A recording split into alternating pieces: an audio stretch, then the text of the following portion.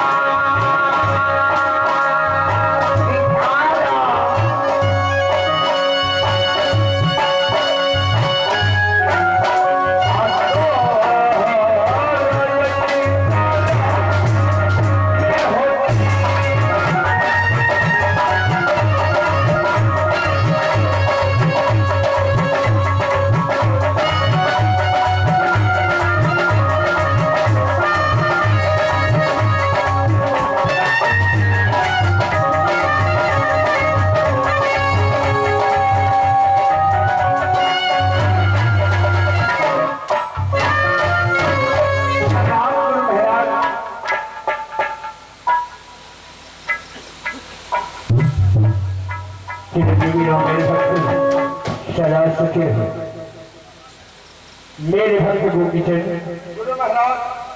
बहुत देर लगा ली तो अपने बाकी दरबार में मेरे भक्त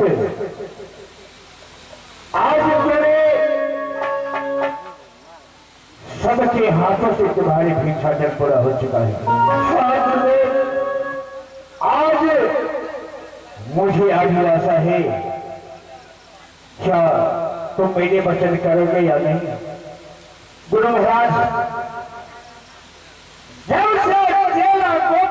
गुरुदेव जब यहाँ की चरण में हर हमेशा बंदगी बजा रहने से गुरु महाराज हर जगह हर कष्ट से झेलते हुए धरती कुड़ा कर रहने से गुरुदेव लेकिन फेरी में कौन बचाने से गुरु महाराज मेरे भक्त मेरा अभिलाषा है तुम्हारे अभी भिक्षाटन बाकी है। तुम यहां से चले जाओ कहा तो शिवनगढ़ जहां तुम अपने यारवी को अपनी दोस्ती के हाथों से भिक्षाटन और अपने दोस्त से मुलाकात करके कि मेरे पास आओ। गुरु महाराज शिवनगढ़ हाँ शिवनगढ़ में यार और किसी मंदिर में यार की दरबार जा करके यार ने हाथ में भिक्षाटन करेंगे यार मेरे हाथ पे यार नहीं